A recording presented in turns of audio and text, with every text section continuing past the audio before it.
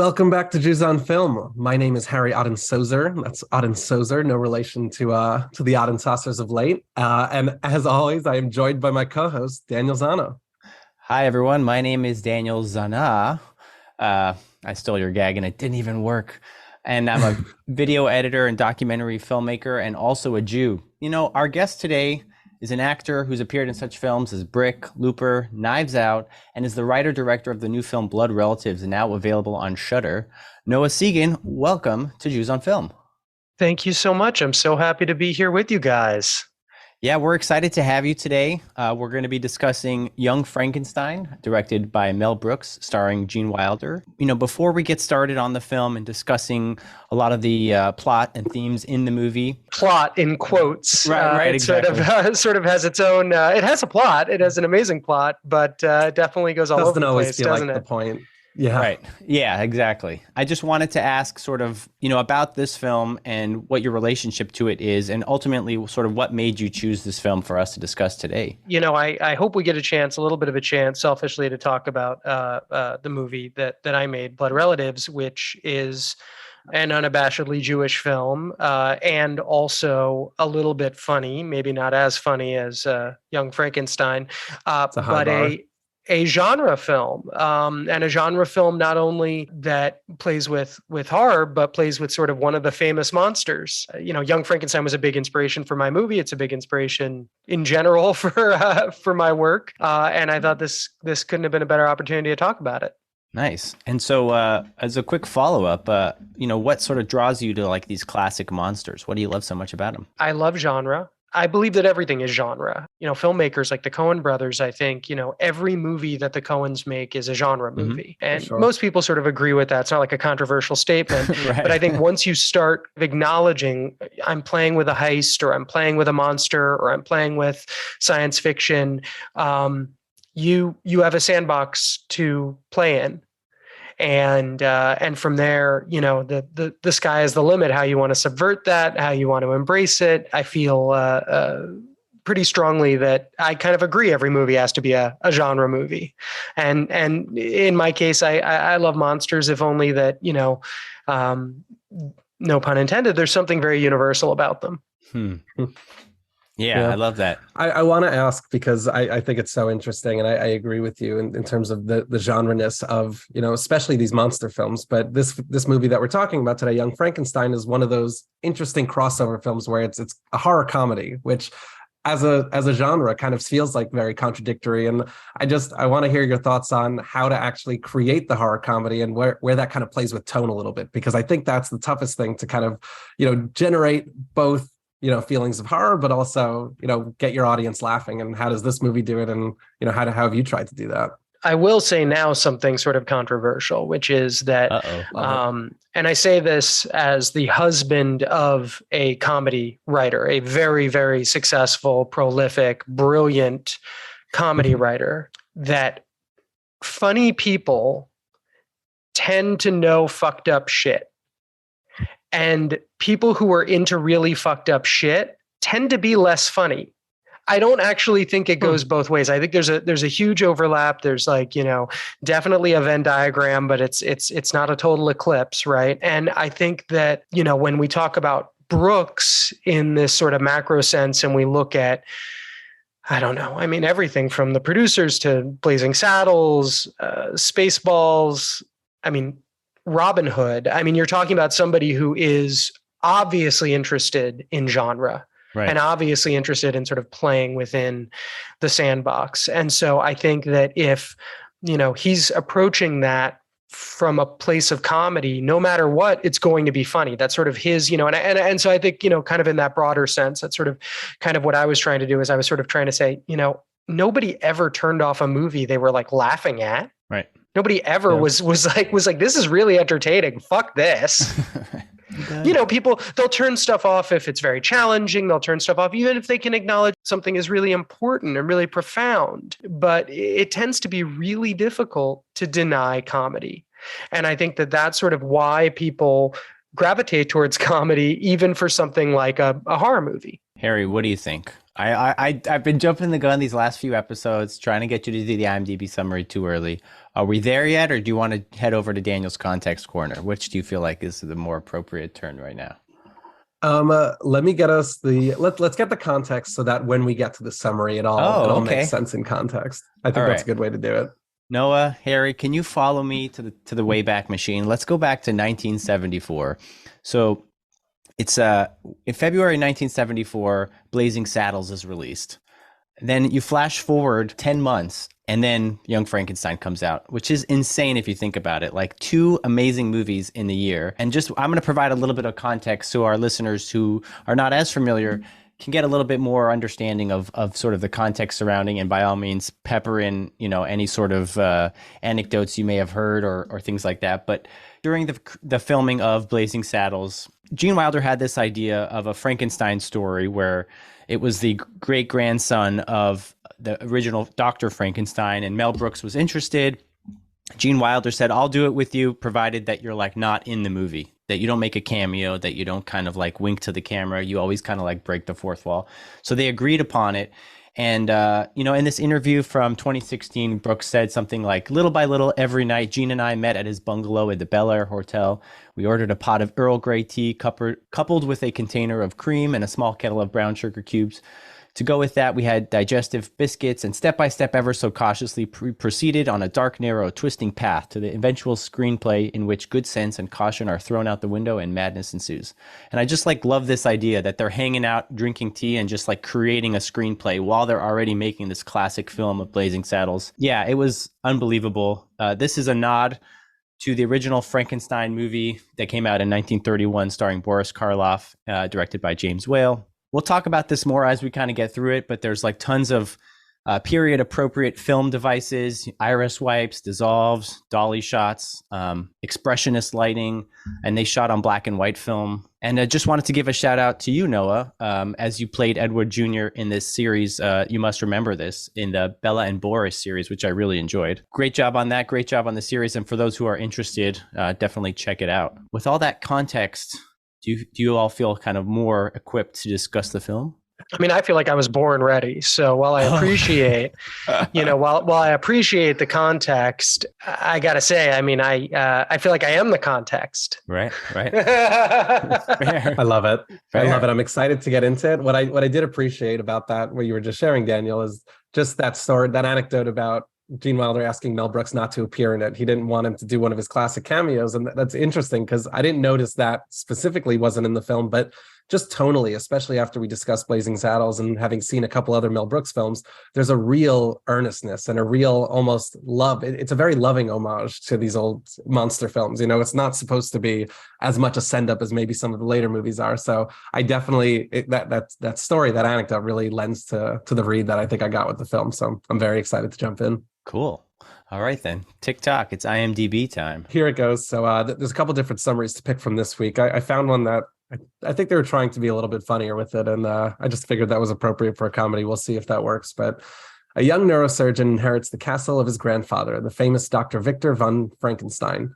In the castle, he finds a funny hunchback called Igor, a petty lab assistant named Inga, and the old housekeeper, Frau Blücher. and that's in the summary.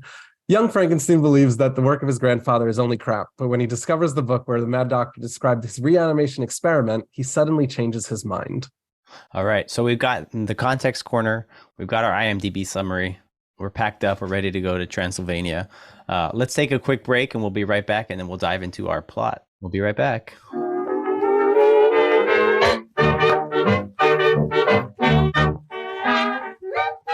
Welcome back to Jews on Film. We are here with Noah Segan to discuss the film Young Frankenstein. Harry, you want to get us started with the plot? Yeah, definitely can. So the film opens with Dr. Frederick Frankenstein, as he likes to point out, is how he refers to himself. And he's a lecturing physician at an American medical school. And we see him teaching this class and kind of clashing with this student over his legacy, but also the pronunciation of his name. The student is pleading with him. He says, you're like, what about your grandfather's experiments, reanimation, life? And, Dr. Frankenstein is very much, I only care about life. I don't care about reanimating death. So he becomes very exasperated in this conversation and insists that he has no relation to his grandfather and their experiments. So a solicitor basically shows up in the class and informs him that he's inherited his family's estate in Transylvania after the death of his great-grandfather, the Baron Buford von Frankenstein.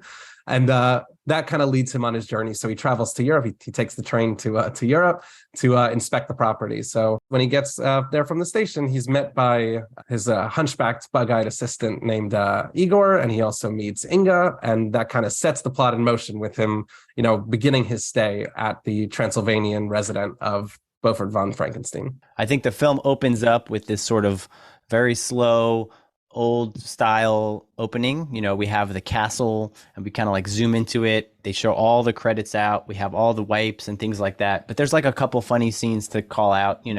Certainly, the goodbye at the train station where they're like, Gene Wilder is trying to say goodbye to his fiance, played by Madeline Kahn. She keeps like sidestepping his advances and his kisses, and they end up just elbowing, which I heard was like an improv on set, and then he gives her like a kiss and tosses it her way, and she sort of dodges it.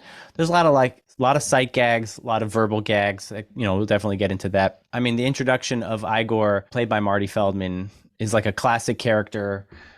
Again, lots of sight gags. I think initially when he gets picked up from the train station, there's that sort of walk this way gag where walk this way.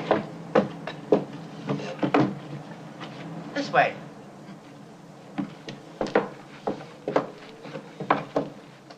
he hands him a cane and he hunches over and marches on. And it's interesting. I found the walk this way gag was actually a old vaudevillian joke, and it's sort of like a repurposing of that joke. The old version of the joke says, a heavyset woman goes into a drugstore and asks for talcum powder, and then the bow-legged clerk says, walk this way. And the woman answers, if I could walk that way, I wouldn't need any talcum powder. So that's like the initial joke, and I think this is a sort of a repurposing and hilariously redemonstrating of that joke. Oh, I think, what's so interesting about how the movie starts with this, ostensibly sort of modern day kind of, a lesson that the young doctor, that Gene is giving, is that it really does sort of feel modern. From the, there isn't kind of, obviously it's black and white.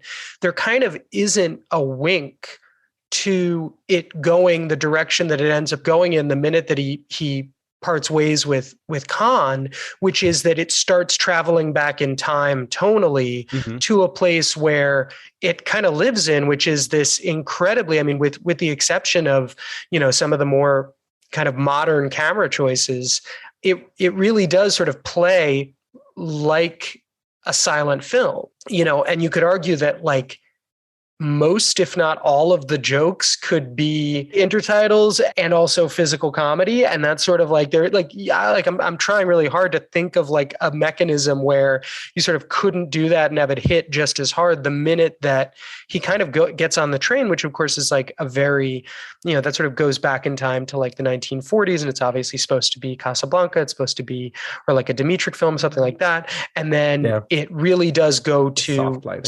silent movie territory, right, where it stays. And there, as I said, there are some sort of modern camera choices, right? Like there's a lot of close-ups, we have the wipes and the transitions and these things that are kind of, I don't know, probably more akin to like a 1950s monster movie. Right. But the choices are very distinctly not 1974. Every choice is anything but 1974. Right.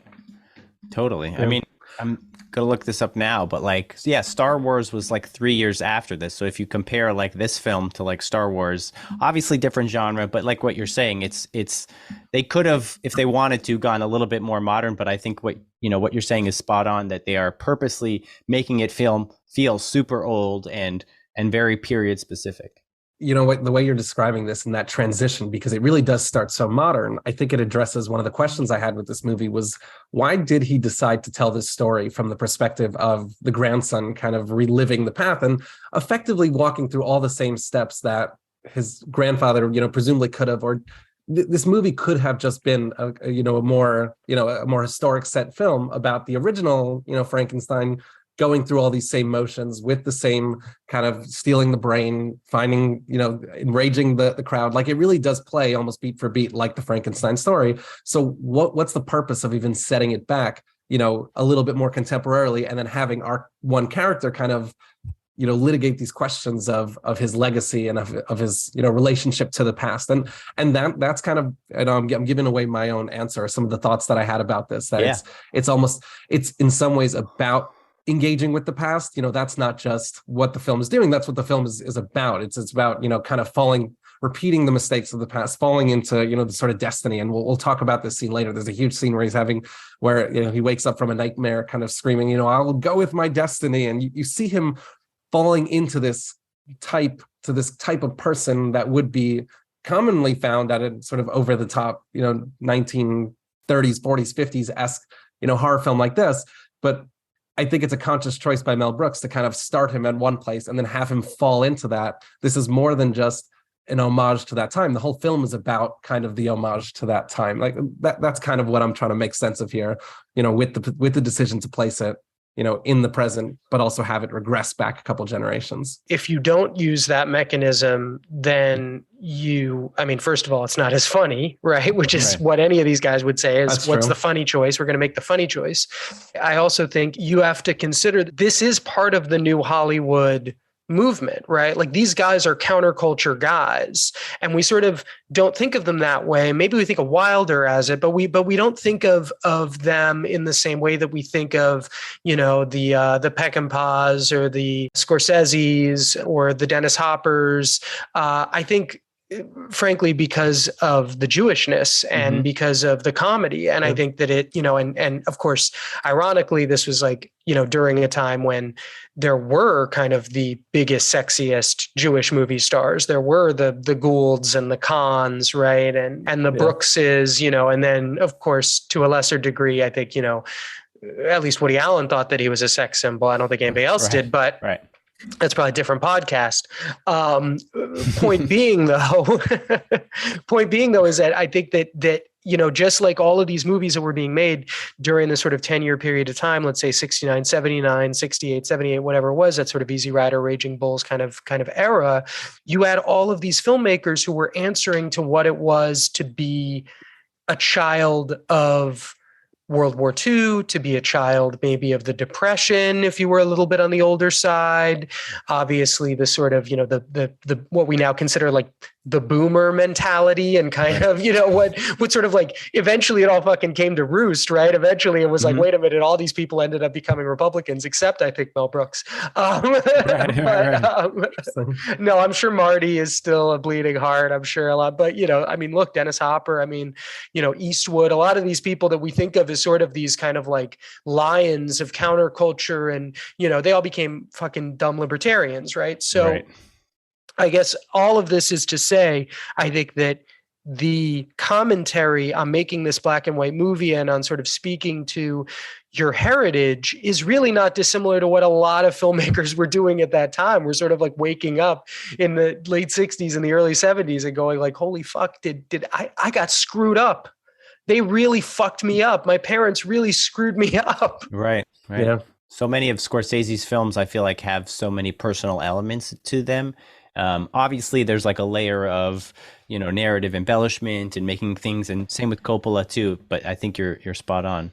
It is very much all about multi-generational trauma, and today that's how we end up with like Encanto, which, is awesome, which is fucking awesome. It's like, that's so great that we get like Encanto and Turning Red. But is about generational trauma. Absolutely. Yeah. Great call. No questions. I like the modern analog. It also reminds me of just right now, we're in the midst of an Oscar season where it feels like a couple of different filmmakers are telling way more on the nose than I think this is, but the story of them growing up, and their grandparents and their histories. The Fabelmans, the new Steven Spielberg movie comes to mind, where he's literally unpacking kind of his literal childhood. I don't want to call it trauma. I haven't seen the film yet, so I'm sure it's, all the positive influences he's had too, but that's something that filmmakers always do. And I agree with you. I think that's what's going on here, where he's just, this whole movie is about, our Frederick Frankenstein, right? We should refer to them by their names, but Frederick kind of trying to escape the legacy that was put forth for him by, Victor. And I think through the movie, he fails to that, but we'll see if there's some redemption by the end. But Daniel, do you want to get us kind of moving a little bit more in the plot so we can get there? Absolutely. So once Frederick arrives with Inga in a horse-drawn carriage driven by Igor, they arrive at this huge castle estate, and they meet Frau Blucher, who's played by Cloris Leachman. At this point, I think this is maybe her first Mel Brooks role, but then she goes on to star in History of the World Part 1 and then also High Anxiety. There's a lot of gags here. We have the knockers joke, and we have the whinnying horses, which are these like runners, and repetitive jokes, which I loved it every single time. And then, as he's sort of settling in, he discovers a little bit more about his great-grandfather's legacy by finding his laboratory. He finds his journals, and he decides, after reading the journals, to change course a little bit and embrace his destiny rather than flee from it. So Igor and Frederick go steal a corpse of someone who was recently executed. They grab a brain from the brain laboratory, as one does when you are trying to reanimate a corpse. It's an abnormal brain. There's a whole gag about that as well. So we transplant that into the body, and we get going to start the process of bringing our monster back to life.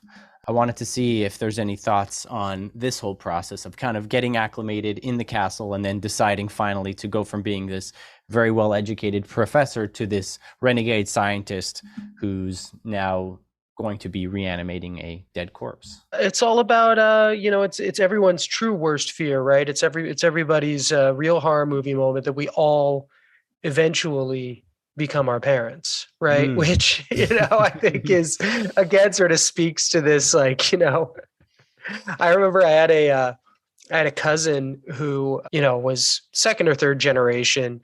On my mother's side, we're fifth generation New Yorkers, but this was on my father's side. He's second or third generation. And he said, that, he would travel. He would do all this crazy travel. He traveled to Eastern Europe. And at one point he went to, this small, former shtetl where supposedly, some great grandparent had come from. And he said that he got on a bus and he looked at everybody's hands who were hanging on to the straps on the bus. And he said, everybody had my fingers. Whoa. I feel like, again, it's sort of it's such a Jewish experience to kind of bold-faced acknowledge I am inescapably connected to my heritage. Right. And it is this, like, whether it's no pun intended, a cross you bear, or this sort of Sisyphusian experience of like pushing the boulder up the hill, like the fact that Wilder's doctor becomes his grandfather. Again, not only is it funny, but it's kind of the only way that that's the gag. The gag wouldn't work if it was the original Dr. Frankenstein, right? The gag only works if you become the thing you are trying not to become, that you just schlepped halfway across the world to avoid. Right. Yeah. I mean, it's definitely, there's, certainly a modern day analog with the whole changing of your name. I mean, like, tons of people, when they came to Ellis Island, changed their Frankenstein name to a more, I would argue it's maybe not a huge change to Frankenstein, but like this idea of like trying to make yourself, distant from your immigrant past and trying to hide things. But like you said, Noah, it is sort of inescapable. Consider Wilder himself. I mean, who was born, Jerome Silverman or something. Silverberg. He's kind of taken the piss out of himself. I just actually looked it up too. Silberman. Right. And Mel was, of course, Melvin Kaminsky. Give me a break here. I mean, they're looking in the mirror. Right. Yeah. And I think what you were describing, Daniel, just about escaping that sort of immigrant past that they're kind of falling from. I mean, there's a real outsider read to everything that's going on, right? He's come to America. He's from Transylvania when we first meet him in the beginning. So there's that clear sort of immigrant path where I'm trying to disconnect from my past. And like you said, Frankenstein doesn't change much, and it doesn't really, hide who he was, but he's still kind of separating from there. And then I think even when he comes into Transylvania, and that could be because, we don't know how many generations already he hasn't really been there. So maybe he's kind of in that in-between state of that sort of immigrant where you're not quite at home at either place. But, he gets back to Transylvania and we'll see the entire town immediately turns on him and they're kind of ostracizing him. And this goes back to, I wanted to make a point about some of the gags we were talking about, some of those, language gags and the sort of language barrier that exists, because we spoke about this a lot when we did the Duck Soup episode talking about the Marx Brothers, because they really also did a lot of these, language gags. But a lot of that is born in this inability to access each other's language. And there's so many points, with Igor and with, some of the other characters he talks to where, there's that moment where, Frederick is sitting in the car and he's kind of saying, he's like, werewolf.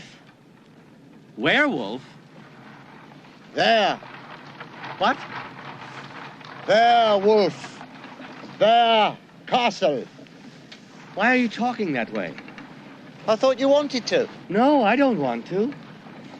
Suit yourself. I'm easy. And there's this disconnect that, again, it is just such a funny, ridiculous gag.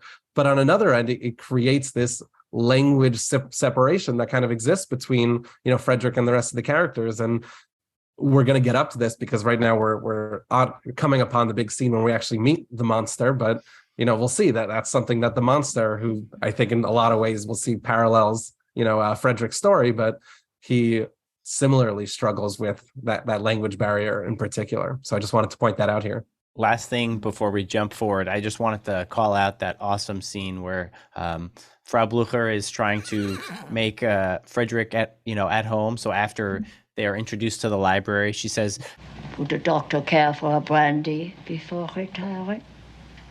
No. Thank you. Some warm milk, perhaps? No, thank you very much. No thanks.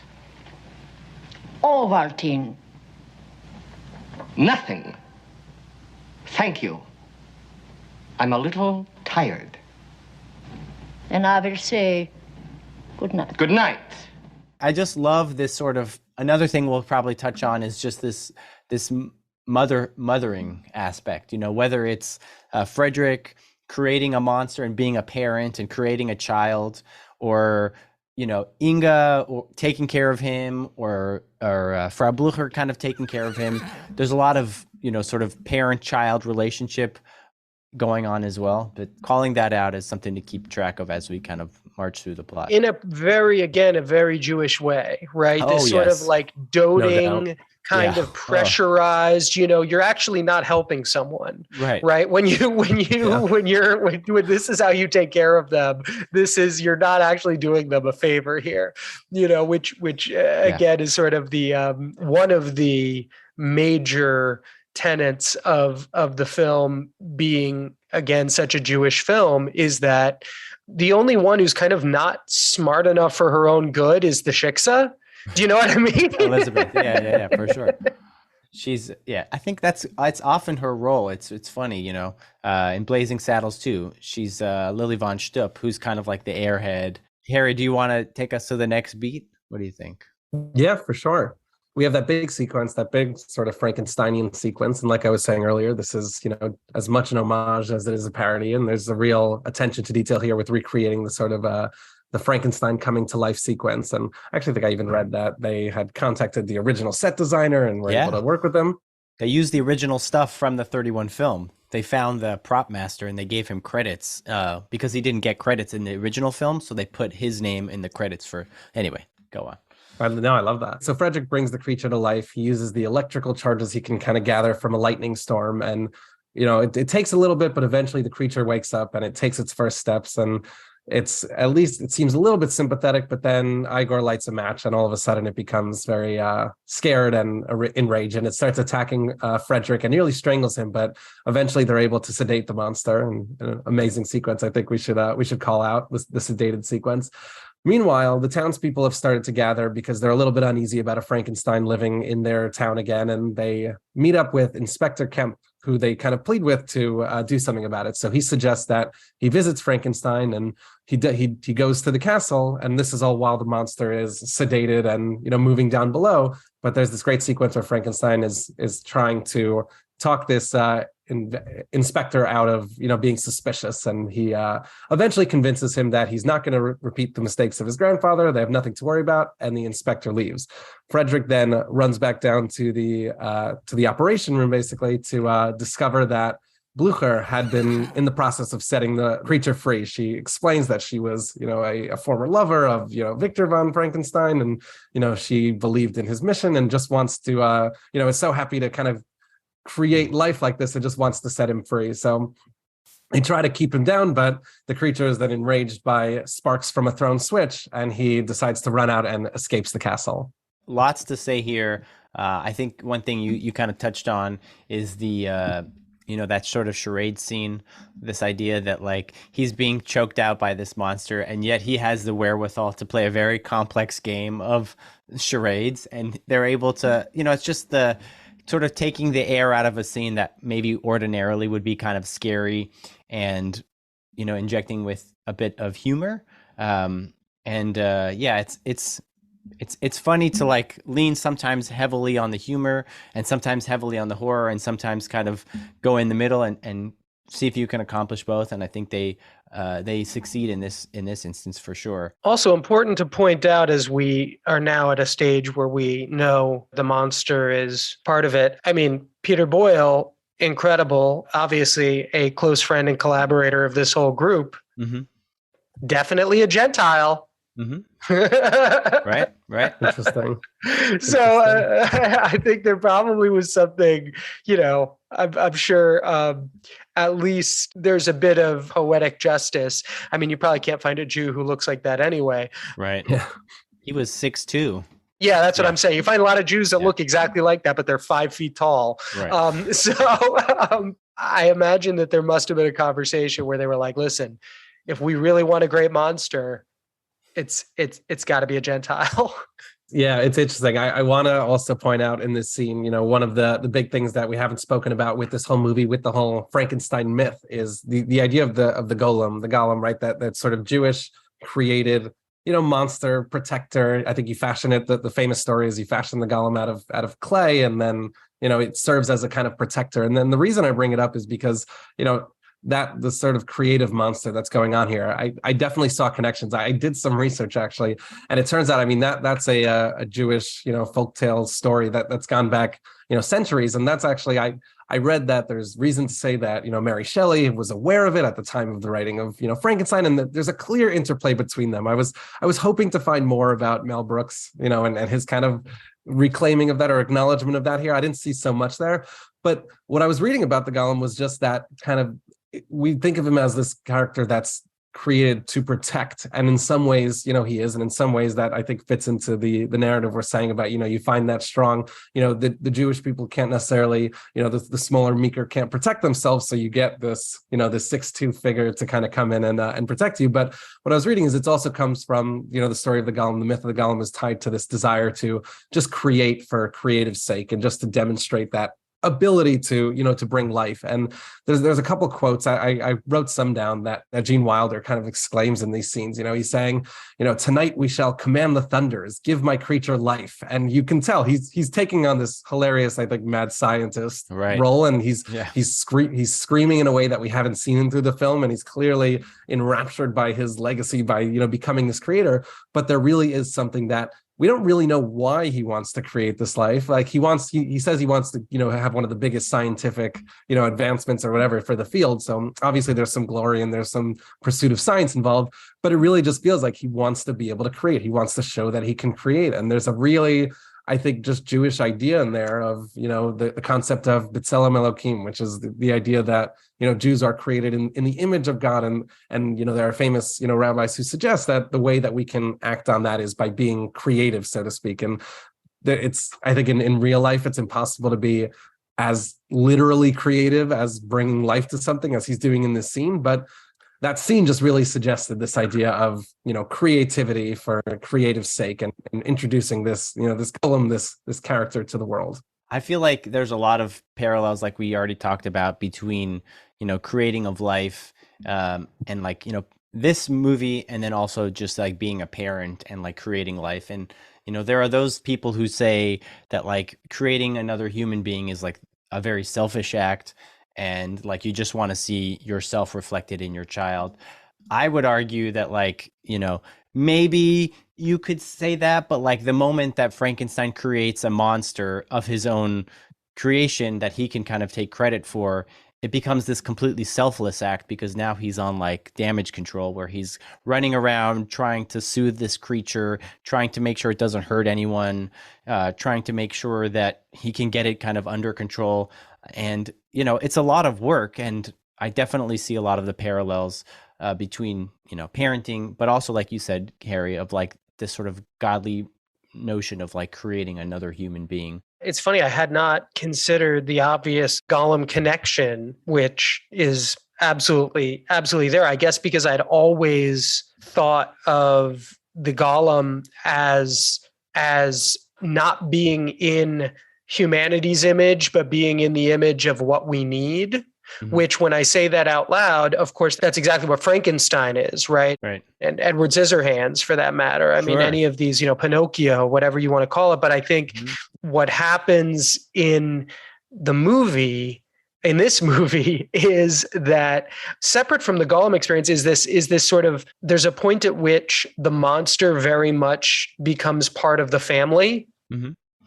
And becomes sort of accepted, and sort of you realize that the notion of all of these people being a bunch of outsiders who are all kind of connected and in it with one another is much more important than whether or not, any of them are particularly good. They definitely develop that sort of like connection as everyone kind of gets more used to each other. I feel like definitely Igor and Frederick kind of get along more, and they start to speak each other's language a bit more, and Inga's there to kind of take care of Frederick and things like that.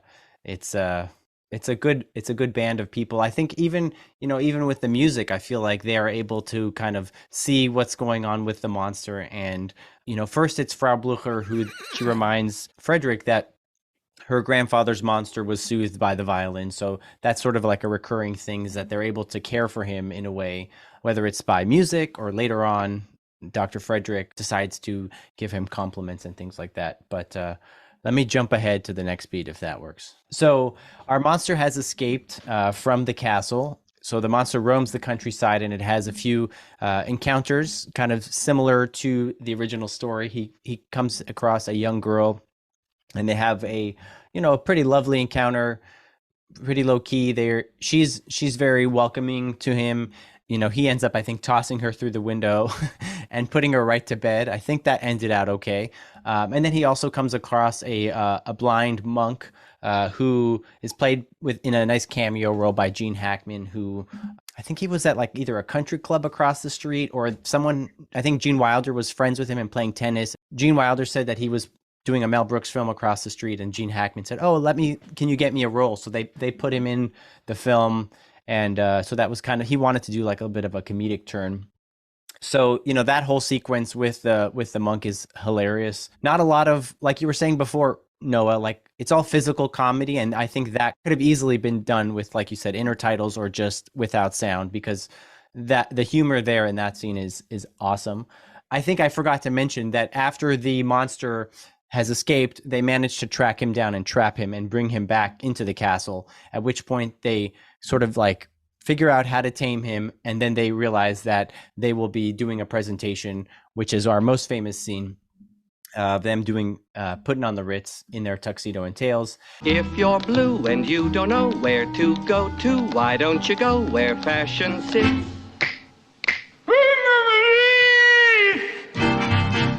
And everything goes really well, and you think things are kind of going forward. But then I think there's a light bulb that goes out and a spark flashes, and then the monster sort of freaks out. And at that point, the audience has their vegetables ready to go, and they start chucking like rotten fruit and things like that at the monster, who becomes totally enraged and sort of charges and jumps into the audience. But then he's sort of crowd surfed out of the auditorium with all the police who are about to throw him in jail. And Frederick is just beside himself. He doesn't quite know what to do, but Inga is there to relieve some of his tension. So they hang out on the operation bed, and they consummate their relationship in this suspended reanimation table. The one thing, when you were describing the sequences where he's, the monster is meeting the little girl and he's meeting the, the blind man played by Gene Hackman. It's just, I think it goes exactly to the point you were saying before, Noah, just about putting together this family of outsiders. And it's the only people that you can conceive that just wouldn't be instantly judgmental and would kind of relate to him either, as a fellow outsider. So it feels like it's building up the family. It's a shame we don't get to see those characters after those sequences because they really do feel like they fit the mold of the characters we've met living in the house. Yeah, and I was just thinking, there's a moment. I think there are moments throughout the film because, again, I don't think the movie can sort of exist outside of it being really, a very expensive, very, very diverse in terms of media vaudeville act, right? The whole thing is, and it eventually becomes almost quite literally a filmed vaudeville act. And so the dovetail between whatever we're trying to say and whatever we're trying to find about comedy and Jewish comedy and the Jewish experience as it sort of relates to something like this. And then, we kind of get how that is part of filmmaking. We get how that's definitely part of the kind of birth of the studio system. So we have this connection to these original films that were, of course, run by Carl Laemmle, who was a Jew during the height of the rise of Nazism, right? All of this is sort of affecting young Mel Brooks and young Gene Wilder and the other young filmmakers. But to, again, even go sort of further back to the root of that, to vaudeville, something that I'm sure all these people experienced and were engaged in, even if they weren't, the most successful, they became successful in film. It sort of becomes that, and then it becomes kind of an answer to it, right? Like you sort of have this very satisfying experience where you're like, what if I could just fuck up everybody in the audience? Which is sort of the culmination of this incredible vaudevillian. It's like, I gave this great performance and you didn't love it, so I'm gonna fucking destroy all of you. Is the real dream, right? You don't see my way? Well, you're gonna pay for it, definitely.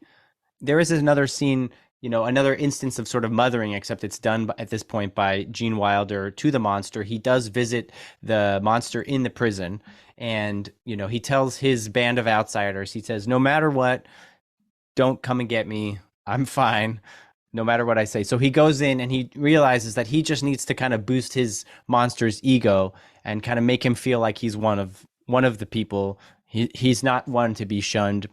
He's a well-meaning monster. So he goes in and he just compliments him, and then he goes in and he rubs his face and he kisses him. He says, this is a nice boy. This is a good boy. This is a mother's angel. And I want the world to know once and for all and without any shame that we love him. Oh. Just this idea that he's just being such a loving parent. Noah, we had a question for you. So in Blood Relatives, you're playing a vampire who's a family man, right? And we have a monster here who just wants to be liked. And so I want to know, what is it about like being a sympathetic monster that's like so appealing to the audience? And maybe you could kind of talk about your process as far as like creating this vampire who's much more loving potentially than the standard issue vampires, which maybe are a little bit more gruesome and less likable. In my movie, it takes a long time to get there. We don't start off in sort of this kind of bucolic, perfect family relationship. It's sort of what the movie is about, is kind of finding that and figuring that out. I think there is a sentiment that I think a lot of people, especially people who are ethnic, frankly, or who identify as an other, whether it's whatever, sexuality or ethnicity, creed, whatever it is. If you feel marginalized, if you feel like, you could sort of come from an other perspective, there's this sentiment that you're a monster. There's this sentiment that your family are monsters, maybe, but what if we turn around and we say there are monsters? They're good monsters, right? We all know the good monster. We all know that concept, right? Of course, that's a big part of Frankenstein. It's less so a part of something like Dracula, right? Where, or you get into zombie movies, right? I mean, you start to get into, maybe harder to find examples, but they exist. I mean, they all exist. Yeah. Everybody has always sort of said, what if you are my monster? In fact, isn't there a movie called My Monster? There is a movie called My Monster, right? Isn't there a movie called My Monster that was sort of like a kid's movie that's sort of about that? Yeah. I mean, like the end of Shaun of the Dead, his best friend is a zombie, but it's like his zombie and he's kind of like hanging out with him, and it's like a lovable monster, but yes. And so anyway, I guess to sort of answer your question, to speak to your point, I think that the vessel that the monster gives us is something that in a lot of ways is more acceptable than the real reason we feel different. The real reason we feel like we don't belong, which is because we're queer, or because we're Jewish, or we're Black, or we're differently abled. I mean, that's actually scary because that does get our ass kicked. Right. But when you read about Dracula or you read about Frankenstein, even though they may be persecuted, they've got a defense. They've got something that can keep them up. You know what I mean? Which again is to tie it all back to something like this. That's comedy. If you make somebody laugh, they're much less likely to kick your ass. I feel like that's a lot of comedians say that is they like, the reason I became a comedian is not stopping people from laughing at me. It's sort of controlling and deciding when they laugh at me. And I love the point that you're making. And I think that, by putting it in a monster and kind of presenting them a certain way and making them, so to speak, ugly, I think that it reinforces from the audience some of that, hatred that they might feel, or some of that, like, prejudice that might just kind of be instilled. And I think what this movie really does is it undermines it. And it shows us that, beyond the layer, like, don't judge this monster, for his monstrousness. Like, no one really engages with him. Obviously there are moments when the monster is sort of sparked by fire and goes into a little bit more of attack mode where maybe it's justified to run away, but he's almost always provoked by the rest of the people before he actually initiates anything. And I think the movie at every turn is just undermining the inherent monstrousness of him and really all the characters that are quasi others. To speak to that as well, I think, that there's definitely a lot of stuff, it's 1974. Obviously, these guys are coming from a very different perspective than we come from today in terms of comedy, in terms of what's acceptable, in terms of how to treat each other, especially how to treat women. But I think we would still be hard pressed to say that anything escalates further than what we would consider to be like a dad joke, right? Or something that we would be able to say might just be kind of in, I wouldn't even say bad taste, or just, I would say off taste, right? I would say to be able to sort of use the monster as a vessel and use this humor as a vessel to defang, declaw, the abrasiveness, it all works, right? These are why these guys are geniuses. This is why this movie is still funny and we could still laugh at it, is because we can really say, and I think that you find, I find this when my Jewishness comes up. I think a lot of people find this. I've heard this from friends of mine who are transgender, right? This idea that when someone means ill to you, when somebody is making a mistake and maybe they use the wrong pronoun, maybe they use the wrong term, and you say, you know what? No, but this person's okay. They're fine. They don't mean me harm, right? Again, I think that there's something inherent in this film and in this humor where there is nothing that is meaning ill. It is really designed to be inclusive, even if there is some, kind of off-color humor in there. And even if maybe it's a little bit outdated, I don't think anybody's watching it and going, oh my God, these people are really coming after me, which is, again, ironic and speaks to the nature of the film because it's a movie about people coming after a monster. I mean, there's a lot of parallels to like Blazing Saddles too, with this sort of notion of Sheriff Bart coming to a town, not being accepted by the locals, and then trying to win them over. Just this whole notion of acceptance is, maybe it's something that, Brooks weaves in as a filmmaker, but also, obviously as like a Jew, and this whole notion of belonging. I think it's something I'm drawing connections to as you're saying all these things, Noah. The reason that the movie endures and the reason it has this read is because it's the Frankenstein Frankenstein's monster movie that's fully sympathetic and empathetic, quite I would say, with the monster itself, and that it's not taking the perspective. And I know the story historically doesn't, but this isn't the kind of monster movie that's about, you know, the sympathetic person that's trying to avoid the clutches of maybe a more antagonistic monster. I mean, like we were saying before, the monster in this film doesn't actually provoke anyone, and not for a moment are we frightened for, you know, the townsfolk, and we're saying, well, let's at least sedate this monster to kind of get it away. Like, we're just sympathetic. We're rooting for the monster to be, you know, to have the brain transplant just so that it could be understood. We just want it to be, you know, and this is a word that I think I came across, you know, like assimilation to a certain extent, and just how can you like fit in? And it's just, the question is just how can we get this monster, and maybe you know, the fault lies with the fact that we need the monster to kind of become palatable for everyone else. You know, maybe there's a read, and just consistent with how we're looking at this, where maybe the townspeople could have met the monster where it was a little bit more, but Sure. But maybe I'm stretching a little bit here. But I just think the film asks us, like, the entire time we're watching it, we're hoping for this monster that it can be accepted. There's no version where we need it to be defeated, or where we want it to be locked up or sedated or anything like that. Yeah. It's interesting too, because like the original brain that we were trying to get was this scholar. Is that right? Like this really well-meaning scholar. And then Igor ended up getting this sort of abnormal brain. And, Right. you know, I think after having all this stuff happen, I think, you know, Frederick comes to the conclusion that something needs to be done. So let's just get us to the end of the film so that we can Sure. get to where it ends and hopefully discuss some of the theme stuff. But basically, the monster, after this whole endeavor, is captured by the police and is locked up. But we have the sequence where it manages to escape. At the same time, we learn that Frederick's fiancée, Elizabeth, who we had met in the beginning, is showing up unexpectedly for a visit. So the monster ends up crossing paths with her eventually and takes her captive, and then runs away from the home. And there's this amazing sequence where Elizabeth is scared at first, but then, you know, due to a callback from the beginning about how all parts of this monster are oversized, we see as Elizabeth slowly falls in love with her captor, and they basically become a couple, more or less. So meanwhile, Well said. we go back and you've seen the movie. But meanwhile, we go back to, and the townspeople are now on the hunt for this monster who's escaped from jail. And Frederick, you know, having learned earlier that the monster is drawn to the sounds of beautiful violin playing, decides to play the violin to lure back the creature to the castle, and is successful in recapturing him.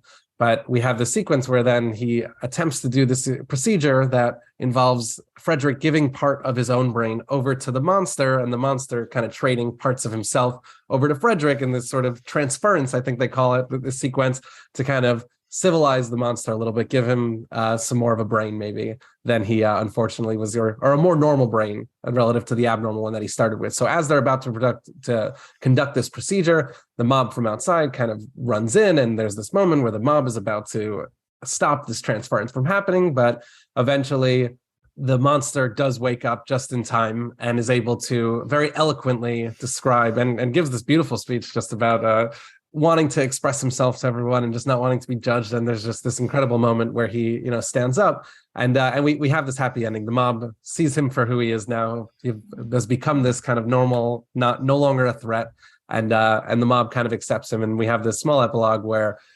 Elizabeth goes off her way with the now, you know, communicative monster, and they get married and start their own life together. And we see Frederick, and he's now with Inga. And there's this moment where the movie ends where she asks him, you know, what did you actually get from the monster in that transference? And he sort of growls to her the way that the monster had been growling throughout the film. And she starts singing, you know, some songs, and the movie ends there. It's definitely like a callback for that last joke of like when the monster and Elizabeth were together, she sang the same song. And so, you know, the role of music in this film, like Mel Brooks is a huge fan of musicals, and he's a very musical person. So like these songs that are mentioned, and, you know, I just loved all of it, you know, the Putting on the Ritz, and then the Sweet Mystery of Life, and just the violin of it all. And everything about it, I think, really kind of adds that sort of Mel Brooks flavor to a otherwise like horror comedy film. And I enjoyed it. I also love the idea of like this sophisticated monster who has like a part of Frederick's brain, and he's now like reading, I forget if it was like the Wall Street Journal or something. He's in like his grown-up PJs with his like reader glasses on, and he's just kind of, you know, moaning and or no, I guess he's just like talking to her. She's kind of dressed up in this sort of Bride of Frankenstein hair. Yeah, but it's just drawing the parallel between the two now, whereas before they were like so dissimilar. Now they have like switched girlfriends, so to speak, and now And I think this transference sequence, and the way that they kind of switch places at the end, I think it closes out some of the threads we were talking about with those questions of otherness and assimilation, where, I mean, of course, these were the two other characters, so there's not so much assimilation to the general population, but even between the two of them, I just think it's this fascinating sequence where we've had this character that was so other, this monster, and the solution it doesn't only go in one direction, right? This kind of like cultural exchange is mutual. It goes both ways. Not only does Frederick get part of his brain, but we've been talking about language and communication and how that's kind of this sort of othering barrier. He's now started talking like the monster. Like there's this real cultural exchange that, and again, I don't know how far we're going and how far the film is going with this, but I just think it's fascinating that if we're looking at the monster, at Frederick as this sort of the Jewish other and the immigrant other in that read, it's just, I think it's a very inspiring ending that the monster's not defeated or is not like vanquished, right? And Frederick isn't pulled down from where he was heading, from his legacy. It's that there's kind of this society kind of learns to live with both of them, basically, and they're able to incorporate their past into and have this cultural exchange, I think is the point that I'm trying to make here. I mean, they both get their shiksa. That is true. Totally. That is true. I mean, obviously, there has to be the joke that the thing that is really keeping Wilder's Frederick from being the best that he could be is not because he's the smartest guy in the room. It's because he doesn't have the biggest dick in the room. Exactly. That somehow, though, the right, exactly. But then it sort of beckons the question, because Elizabeth doesn't leave the monster. True. When despite he his new size loses, maybe we're talking about such a incredible what's the enormous Schwanzstucker, maybe we're talking about there's enough to go around. That's a good idea. I hadn't considered that, but sure. But my point is that again, the sort of ongoing joke that it's not enough to be the smartest guy in the room, right?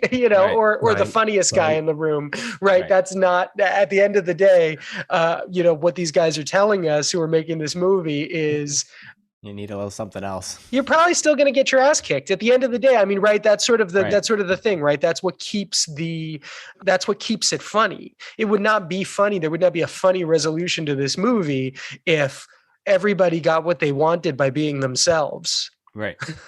Totally. Yeah. And I really think that works with the point that I was making. You're not just being yourself. There really is this exchange. And maybe the answer is in the Elizabeth case with the monster that, the monster lost the enormous, the Schwanzstucker, right? But the new personality and things, it kind of coalesced to a new whole that, everyone was happy with, like this sort of happy ending. And I agree with you on the comedy level that, we're obviously, this whole exercise, we're doing that thing where you kind of dissect and overanalyze comedy, and that strips it away. So let's not forget about that. It's just a great funny moment. And that's a funny, final line to kind of finish with. But I really think that there's something to the sort of exchange here, that it's not just that, comedy and being the smartest in the room are not enough for the Jewish so to speak, the outsider character that we're working with. But on the other end, everyone's kind of missing that little something, and there is value to the cultural exchange that happens after that. So sure. I mean, whether it's like a missing arm or like a missing eye or a hunch or like a half a brain or whatever, everyone's got something going on with them. It's good to find that like everyone, whether it's part of this group of outsiders or sort of people who are on the periphery, manage to find somewhere and someone to spend time with and to call home. So Noah, we're going to take a quick break, but we'll be right back and we will give our ratings for the film Young Frankenstein, and then we'd love to hear more about your film Blood Relatives. Sound good? Sounds great. Now we'll be right back.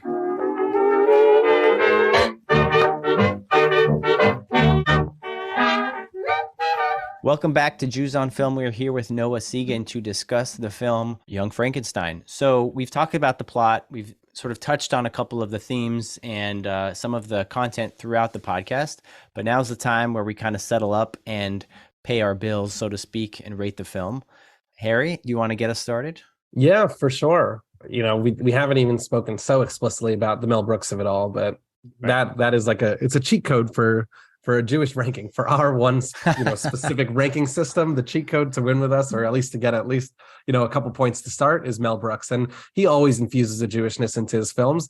It's interesting because I think the Blazing Saddles model that we've discussed, that really is, the one with the cameos and the one that's more winking and the one where there's, anachronistic Yiddish worked in, that to me feels very Mel Brooksian and very Jewish. And this movie in some ways is very earnest. Like we spoke about this at the beginning, but it really is an homage to these, earlier creature features, to these, classic horror or, universal horror monster movies. And in some ways, like, I don't think in the humor itself, other than I think there's a lot of like the language stuff we were talking about and a lot of the, the misunderstandings that is clearly rooted in some Jewish humor that we saw back with the Marx Brothers that has gone, back even earlier than that I do think there's a case to be made that there's a Jewishness to that humor. A lot of this film played in, I just think, a different kind of earnestness and a different kind of, over the top vaudevillian humor that, I don't know, I didn't see it as clearly Jewish as that. Like, that being said, we spoke about it thematically, and I think that thematically these ideas of the other and of the immigrant story they stretch beyond just the Jewish experience, but really do feel kind of born out of Jewishness. So it's funny, I don't think that the content necessarily gets so many points in terms of the Jewishness, but there's so much there with themes. So that's kind of where I'm floating with this, and I think that will inform where I'm kind of feeling with the ranking. But I'll get to that at the end. And Noah, why don't you share with us, what do you think in terms of the Jewishness of this film? I cannot think of a more Jewish movie than Young Frankenstein. And I don't want to compare it to Blazing Saddles or Spaceballs or any other Mel Brooks movie that is, I feel, unabashedly Jewish. Mm-hmm. In a vacuum, what is more Jewish in this movie that was made by Jews, right? I mean, everybody above the line, I guess, maybe with the exception of Terry Garr in terms of acting, producing, writing, directing. I mean, it was all Jews. I mean, Mary Shelley, not a Jew, but in terms of, again, even the, okay, maybe not Mary Shelley, but if you're, kind of trying to mimic, the Universal movies and you're looking at the Laemmle years at Universal, I mean, you can't escape the Jewishness of this movie, and you can't escape the Jewish humor. You can't escape the vaudevillian performances. I guess Peter Boyle, again, not a Jew, but sort of not a Jew on purpose, sort of again designed by design to be the monster needs to sort of be a Gentile. So, if you forced me to compare it to Blazing Saddles, I mean, is there technically less Yiddish in Young Frankenstein? Sure, but I guess even by sheer location alone, by being that much closer to the homeland, so to speak, the old country. Yeah, I mean, it just couldn't be more Jewish. I'm guessing that was probably German on the train, right? So as we're arriving to Transylvania, I think there's a scene where the conductor talks about, Grand Central, whatever, and then you hear a couple arguing in the background in English, and then we're in Transylvania, and I believe they're talking in German. Franz, macht es schon wieder. Na, was soll ich denn da machen? Aber jeden Tag. Du lass ihn. Transylvania nächste. Jeder aussteigen für Transylvania. Which is somewhat related to Yiddish, so maybe we could give it some points there, but I think that's a little bit of a stretch. But, as far as myself, I feel like, cast and crew, Noah, you covered it. A lot of Jews involved in the making of this film. Content, not a whole lot. It's a retelling and a reimagining of this original Frankenstein story. But, Harry, as you mentioned, there are connections to the Golem. So there are points awarded there in my book. Thematically, I think, we touch on this a lot. We touched on this with the Marx Brothers, this notion of like otherness and eventually of assimilation. I think that is a very Jewish, or Noah, like you said, any marginalized group sort of feels othered and out, at parts of an outcast society. I think a lot of people experience that. But for the purposes of this podcast, I'm going to be tagging that as maybe like a Jewish theme that would award points in my book. I think overall, I have seen more Jewish films, like you mentioned, Harry. Blazing Saddles has Mel Brooks speaking Yiddish, and has some of the characters talking to camera saying, nah, that'll be too Jewish. So I didn't get that here, but I think, as we all mentioned, this is an homage to an earlier horror film, and it's not supposed to be kind of a Jewish film. So I'm going to come in a little bit more pessimistic here. Noah, do you want to go first and give us your numbers? Sure. How many stars of David can I throw out? 1 to 5. Yeah. 1 to 5. I mean, I'm giving it 5 across the board. Wow. Frankly. Yeah. Okay. I'm giving it 5 across the board. I am fully, I will go to the mat regarding the Jewishness of Young Frankenstein. I really do not think that I think you could probably be more overtly Jewish if they were literally speaking Yiddish, if they were actually, sure. If there were Hebrew subtitles on the film, it would be more. But I think, again, we can only speak from our own experiences, and we are 3 American Jews, relatively well assimilated here. At least I think you guys are American, right? Are you guys? I guess what I mean to say is that from my Jewish perspective, this is an text. Right. All right. Right. Harry. Yeah. Numbers? Yeah, no, I like, you're causing me to rethink this a little bit, because I really do agree with you. And I think that there's something just very foundational and very this isn't just the immigrant's tale that we're talking about. It's Mel Brooks doing the immigrant's tale and, putting it through this case of the, the Frankenstein story and through the homage. But it goes back to the conversation we were having at the beginning about genre. And it's, the kind of stories that you can tell and the kind of empathy you can draw by, burying your kind of your story through the frame of genre and what's going on here. And I agree. I think the content isn't as explicitly Jewish. We've been comparing to other Mel Brooks movies, but there's even some movies we've seen that are just, very literally about someone struggling with a Jewish idea or someone going to a yeshiva or something like that. And there's so many different facets to the Jewish experience that, like you were saying, Noah, like that we have, a perspective on it, but certainly not all of them. But I don't know. I like the read of this as just the foundational Jewish text and clearly a body of just Jewish humor, writ large, and how that is kind of manifest, even when that's not explicitly, like we've been saying, Yiddish or about something so Jewish, like it still is the Jewish humor. I can't bring myself to the 5, but I'll round up a little bit and go 4 stars, 4 out of 5 Jewish stars. Oh boy, I got to be the other in this podcast and be the monster here. But I'm looking at the IMDb page right now for Blazing Saddles, and there's like Hebrew written across Mel Brooks's forehead as he's dressed as like the native chief and stuff like that. And this film didn't have that for me, and it's not supposed to. It's a monster movie, and there are definitely Jewish themes. So I think I'm going to probably go like 3.5 stars or 3. I hope we don't have to go to the mat for that, Noah. But I did want to thank you so much for being here on Jews on Film.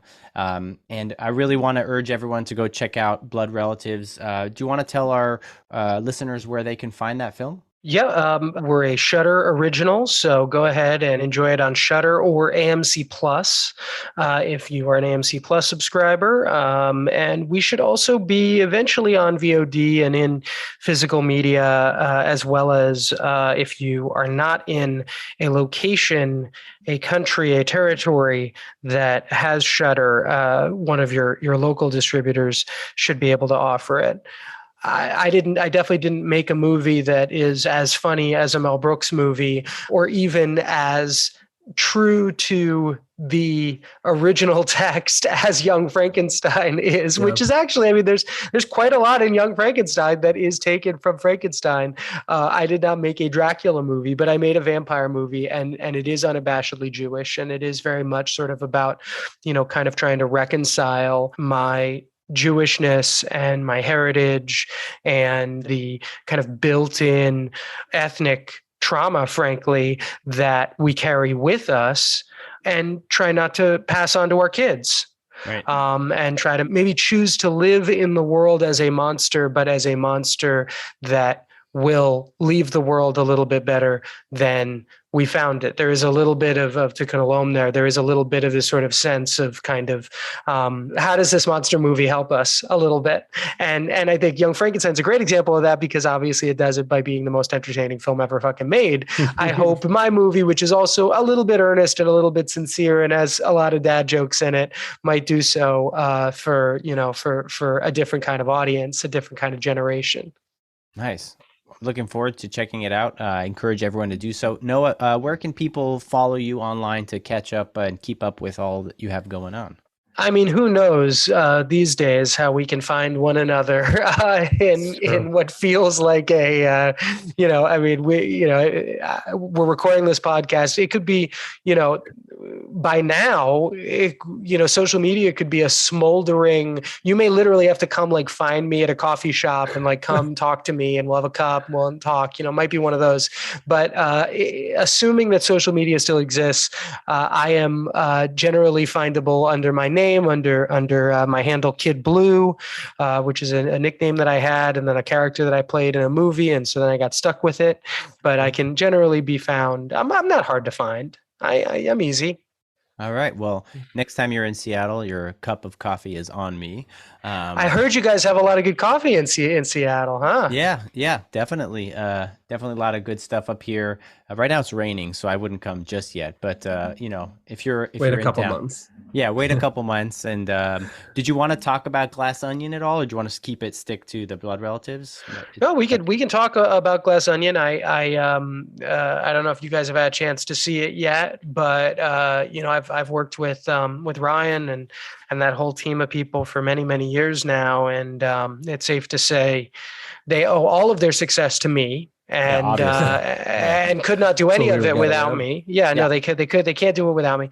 So it would be very awkward if we didn't keep playing together. And all I can say, if you haven't seen the movie yet, is my very minor contribution is a little bit of art imitating life.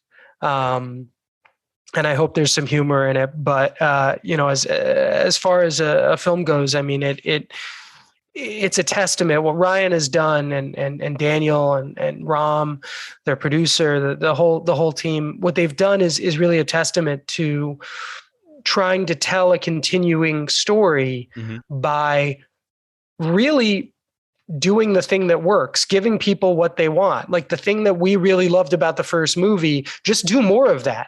You know what I mean? It's really not trying to, it's really sort of a lesson in there's nothing broken here. We don't need to fix it. We just want more of it. We want seconds. We want another helping. The food is delicious, please. And and so I that's I think how we felt making it. That's how we feel enjoying it now. I hope people who watch it feel the same way. Harry, any last thoughts here? No, just looking forward to seeing your other movie, and it was such a pleasure to have you on here today. I really appreciate it, guys. I enjoyed the podcast. Obviously, as a Jew on film, quite literally, right. I feel like it's a very important resource, and I hope our listeners, were able to revisit Young Frankenstein and enjoy it again. I hope you've already seen it, folks. Yeah. And if you've listened to the podcast and you have not yet watched it, shame on you. But no, honestly, pause the podcast, go back, the podcast is done at this point, but you should go back and watch the film. Yeah, definitely. And Noah Segan, thanks again. This is like the Jewish goodbye, but thanks again for joining us here on Jews on Film, and we'll see you next time, everyone. Bye. Jews on Film is hosted and produced by Harry Ottensasser and Daniel Zana. Daniel edited this episode. Make sure to follow us on Instagram @JewsOnFilm and subscribe to our podcast to get new episodes. Thanks for listening.